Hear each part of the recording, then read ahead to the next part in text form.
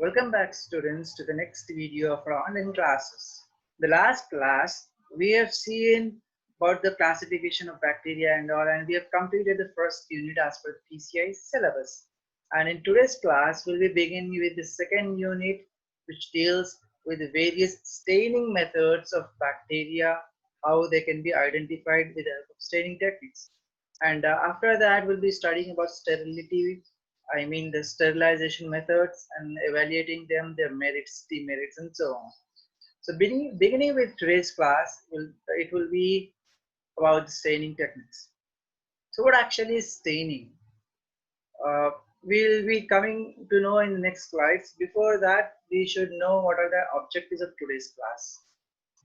So today's class objectives will be to know what staining is, okay? What exactly the meaning of stain. Suppose you have a cloth, right? When you have a cloth and when you go out, some stains will stick to it. Or when you play Holi, that would be a best example. Various colors fall on them. As a result, the color absorbs on the cloth or any cloth or our clothes. It absorbs onto the cloth and imparts a color to the cloth. So what actually it means is it is the process of imparting color to a textile, to a cloth or any other material. Okay, so that will be staining, and after the definition we'll be seeing what are the different types of staining techniques, and then we'll see principles of various staining methods and then procedure of them. Okay, and beginning with staining. What actually is staining? So it is a process of imparting colors to various microorganisms. Okay, the example that I gave was of detergent. So let us consider surf excel or in anything. If we have a cloth and when there is some sort of color stick to it, or either a grease or any other colors that when we play holy and all, okay, all those colors will be imparted. If a dye is stick, it imparts a different color. It would be a blackish one. So in order to remove them, we use detergents, right? So that means something or some chemical is being applied onto the cloth. As a result, the cloth is gaining the particular color. Okay. Similarly, in microbiology, microorganisms are colorless. Basically, not all. There are few microorganisms which are colorless that cannot be seen, even if we see through a microscope. We need specialized techniques for that. So before we go further, we'll see what are the reasons for staining. Okay, there are two reasons. First is bacteria consists of clear protoplasmic matter. As just discussed, the bacterial contents that it has, it might not be visible, right? We might be able to see the shape of a bacteria, but we do not know what color it has. Through microscope, we can see the structure of a bacteria, but if they are colorless, what would be the situation? We cannot see them. So there should be something which will give a color to the microorganism, okay, and that color will help us identifying what type of bacteria it is and what are the various anatomical features it has. Okay, so bacteria consist of clear protoplasmic matter, and these staining methods are used to define and examine tissues and various cells as well as structure and shape of bacteria. So let us see what are different types of stains. If we ask about detergent, we would say different types of soaps or different types of surf that we use. Okay. Similarly, in microbiology, we have three different types of stains. One is acidic, basic, and neutral. Okay. Acidic means it has anion, which means a negative charge will be present. Okay. Basic dyes, it has a positive charge, also called as cationic, and neutral doesn't have any charge. So in acidic dyes, these are, since they have H plus, oh sorry, they have minus sign, that means it is a polar. Okay, when it comes in contact with uh, ionic solution, it will easily be dissolved. So best example for ionic solution could be a water, right? H plus and OH minus. And when this acidic dyes comes in contact with water, it will dissolve completely. So these acidic dyes are anionic dyes. Okay, and water soluble, possess functional groups such as COOH, okay, that is carboxylic group, or hydroxy. And the examples can be eosin, rose bengal, acid fuchsine, malachite green, Indian pink, etc. Okay, this was about acidic dyes, and we'll see what basic dyes are. Basic dyes are cationic in nature. Cation means positive charge. Always remember carbocation, which means a cation, carbon having a plus charge, that is called as carbocation. Similarly, basic dyes are cationic in nature. As a result, they have plus charge. When they have plus charge, they can easily bind to a structure which has negative charge, right? So they can bind easily. Even these are water soluble. So cationic basic dyes binds with a negatively charged particles. Since they have positive nature, they will be binding to the negative charged particle in cytoplasm and produce color. Examples can be hemotoxicillin, crystal violet, and gentian violet, methylene blue, etc. Going to the neutral, as discussed, neutral molecules are those which doesn't have any charge, neither positive nor negative. So it contains both. It They will be in a stable nature. When they are stable, positive and negative charge gets cancelled and remain neutral. Okay, and if not, when it comes in contact with certain solvents or the acidic solvents, so there can be polarity at that time. So equal polarity, equipolarity. If it is or +1, here it will be -1. The best example can be NaCl, right? NaCl is Na plus Cl minus, right? In that way, the neutral molecules will have both positive and negative, or they don't have any charge. Okay, contain both positive and negatively charged particles binds to various components impart color. The examples can be Gemsa stain and white stain. Moving on to the classification of staining techniques. There are basically two types: simple staining and differential staining. The term itself says simple staining and differential staining. In simple, it is very simple. We'll understand by just one procedure. Okay. Whereas differential, there are various steps to follow. And the simple is further divided into positive and negative. We'll see what positive and negative stainings are. And in differential staining, it is of two types: identification, visualization. Identification include gram stain and acid fast stain, whereas visualization include spore stain, capsule stain, and the different other stainings such as flagellar, endoplasm, nuclear stain, and all that we'll be discussing. In today's class, we'll stop with acid fast stain, okay? And after that, we'll go with the visualization, because this is a very elaborative topic. We'll be dividing it into two parts, okay? And beginning with simple staining. In simple staining, they take a slide and keep a bacterial culture. So you can see the box here. This box, first they have taken a slide, okay? On this slide, a smear loopful of microbes onto the slide is added. What do you mean by smear? What do you understand by the term smear? Okay, let us see the beside image here. It is a liquid media and it is a solid media. Let it be liquid media and a solid media, and that medium has microorganisms in them. How will I prepare a smear out of these two? If it is a liquid media, I'll dip a rod into the liquid media having microorganism and take a loop.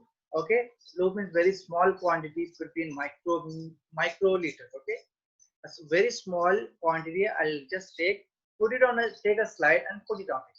So this is called this is through liquid media.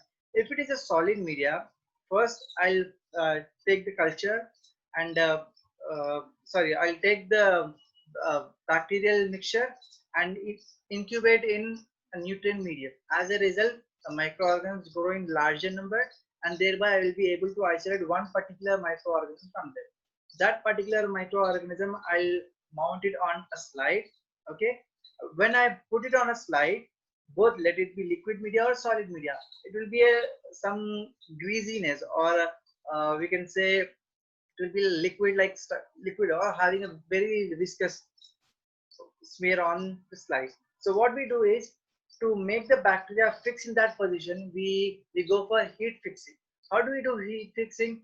We take a slide, okay, and keep a Bunsen burner below, and heat it. You can see in the image here, there's a Bunsen burner here on the slide. When we heat, the solvent present on the slide gets evaporated and the bacteria present will be retained in there. So this is called a smear. Okay. First smear is prepared and air dried. Okay. Then methanol is added onto the specimen. We add methanol just to remove any other solvent present, and because methanol has a low boiling point and high melting point, it immediately gets evaporated. Okay. And then we add a stain. What kind of stain? It can be of two types. If it is a positive microorganism, it will be if it is a positive staining, it will be a different stain or dye used. If it is a negative staining, it will be a different one. So what do we use for positive staining? Crystal violet or safranin. Crystal violet or safranin. Okay, these two dyes are used if we are going for positive stain. When I use crystal violet, I'll add the solution, the crystal violet solution onto the slide and wait for 1 minute. If not crystal violet, if I'm using safranin, I'll wait for 3 to 4 minutes. Okay, and after that, and if my method is negative staining, I go for nigrosin. Okay, this is a different type of dye used. After adding the dye, what I do is I wait for some time and then wash with water. During this process, what happens is the color given by the dyes will be absorbed by the microorganisms, whereas the extra color that is stick to the slide will wash away with water. And then when we observe in microscope, we will be able to see the structure of microorganisms very clearly. Let us see the next slide. So you can see here, and the left side is simple positive staining. Okay, all bacteria are colored. All the bacteria are colored, and the background is lightly colored, which is helping us to identify the bacteria. Whereas in negative staining, background is very dark and the microorganisms doesn't have color. They are colorless. As a result, we are able to see the shape. Moving on to gram staining. Gram staining is when I say gram stain, the term gram itself should help you understand what type of microorganisms are we dealing with. It can be either two types. It can be gram positive or gram negative. What is gram positive? Microorganism which has thick peptidoglycan layer. They are called gram positive bacteria, whereas microorganism doesn't have a thick peptidoglycan layer are called gram negative bacteria. So based on this, we'll be studying what gram stain. Okay. It separates bacteria into two groups, gram positive and gram negative. We'll see that. What are the steps involved in gram staining? First step involves the crystal violet application for 1 minute. Okay, the smear is taken. When I say smear, remember that the slide which has a bacteria on it and which is heated from below. As a result, the bacteria is retained. So that is called smear. Whenever I use the term smear, remember this concept. Okay. First, I'll take the smear and add crystal violet, which is called a primary stain in this case. Okay. After that, I wait for 1 minute and rinse water. During this process, the crystal violet gets absorbed by microorganism cells. Next step involves the addition of iodine. What does iodine do?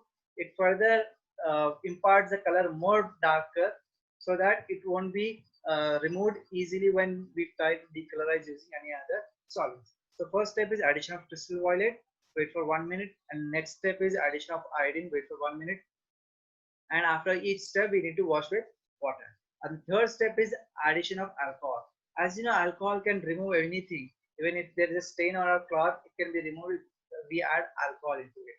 Similarly, in this case, when alcohol is added, the unbound or unabsorbed dye gets washed away with alcohol, whereas the absorbed dye retains there. And the fourth step is safranin, which gives basically a pinkish color, and we add it, which is it is also called as counter stain. I'll tell you why it's called counter stain. So first step is addition of crystal violet. Next is wait for 1 minute and rinse with water. Second is addition of iodine. Wait for 1 minute, rinse with water. Third is alcohol for decolorizing. Wait for 30 seconds, and then addition of safranin, which acts as counter stain.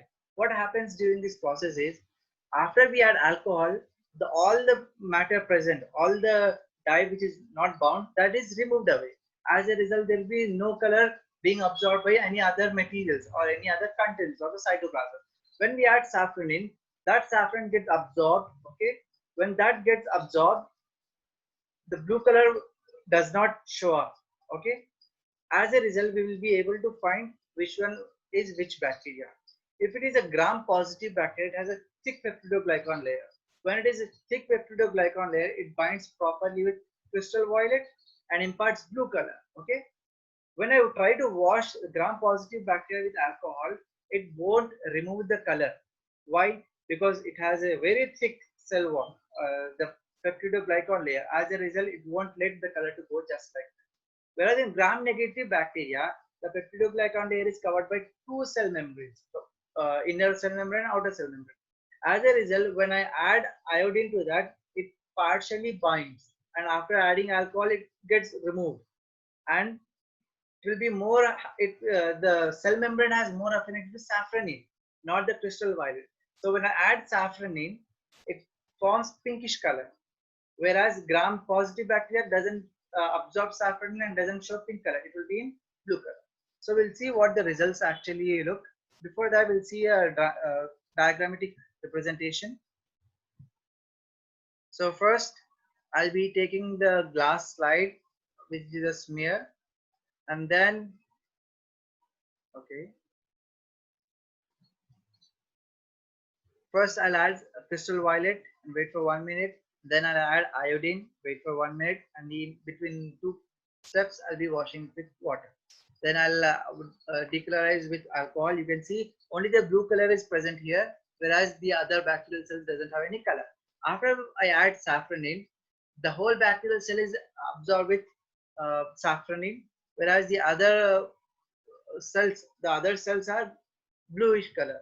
The blue color indicates gram-positive because of thick peptidoglycan layer, and the pinkish color, whatever the cells are pinkish color, they are saffron. That means it is a gram-negative bacteria. So you can see here, this will be how this, when we see through a microscope, this is the way how we can visualize it. So blue color is gram-positive and pink color is gram-negative. Next, acid-fast staining. So for today's class, acid-fast staining will be the last one, and after that we'll be studying about different staining techniques in the next video. Acid-fast staining is also called as Zeal-Nielsen staining because that was a scientist who has developed this method. Stain used in this method is fuchsin with phenol. So we'll see that also. Differentiate species of mycobacterium from other bacteria, especially mycobacterium species. Could be Mycobacterium leprae or tuberculosis, anything. Okay, such type of mycobacterium species can be identified with this method. And heat or a lipid solvent is used to carry the first 10 carbonation into the cells. We'll see this in the procedure. Okay, cells are washed with diluted acid alcohol solutions of mycobacterium from other bacteria, and mycobacterium species resist the effect of acid alcohol and return carbonation stain. So we'll understand when we study the procedure very well. And they appear bright bright red under microscope. Other bacteria lose stain and take a subsequent methylene blue stain. So the procedure is this one. First, smear is taken. Okay, smear is taken and we put it on a beaker having water above the beaker and start boiling it. As a result, when it is boiling, the vapors coming out should stick to the bottom of the slide. Okay, you can see the first step. Cover smear with carbon fusion. First, carbon fusion is added onto it and then kept over the steam of the boiling water. Okay, for 8 minutes. Add additional stain if stain boils off. The stain that is added, the color that is added onto the slide, if it is boiling, we need to add more stain. The next step involves, after a slide has cooled, we need to take the slide from the beaker, the boiling water, and keep it aside in order to get it to room temperature. After slide has cooled, decolorize with acid alcohol for 15 to 20 seconds. What do you mean by acid alcohol? It means addition of acid with alcohol. When I say addition, when we add sodium to alcohol, it will be a sodium alkoxide, right? Similarly, when I add acid, any acid to alcohol, it will be a mixture of acidic alcohol. Okay, acid alcohol, acidic alcohol for 15 to 20 seconds. Why do we add alcohol? Just to decolorize it. And after that, We need to rinse thoroughly with water. After we decolorize it, we need to wash with water and then add counter stain, that is methylene blue. Okay, when carbon fission is added, it imparts pinkish color. When methylene blue is added, it gives bluish color. Okay, here you can differentiate between it. After I add methylene blue, I wait for 30 seconds and then rinse properly with water. Okay, and remove excess methylene blue, whatever is present onto the slide. And then I'll dry the slide and observe under microscope. So whatever pinkish color are there, they are non-acid fast bacteria, and whatever blue color are there, they are acid fast. First thing we will be seeing in the first step is addition of carbon fusion. Why do we add? To impart pinkish color, and we wash with alcohol. Okay, why do we wash? To remove unbound or unimparted color properly. Okay, then we add alcohol so that everything goes away and only those bacteria holding carbon fusion will be retaining and other bacteria will be colorless.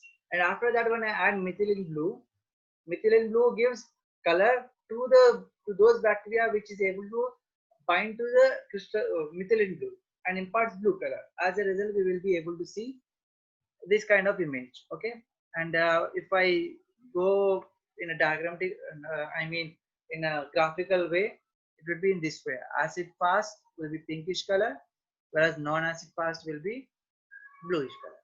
So this was about staining techniques, that is based on gram positive, gram negative, and all. And the first one that we dealt was simple staining, which was positive staining and negative staining. And after that, in differential staining, we have dealt with the identification, and in that we have seen gram staining and this the second one, that is Ashifa staining. Gram staining was if we were able to find what are gram positive bacteria, how do they absorb color, and gram negative. Whereas in acid fast staining, we were able to see acid fast bacilli and non-acid fast bacilli. Why do we go for acid fast staining? Because in order to identify mycobacterium class of species. Okay, this was about today's class. Next class we'll be seeing the visualization methods of staining techniques. Okay, thank you.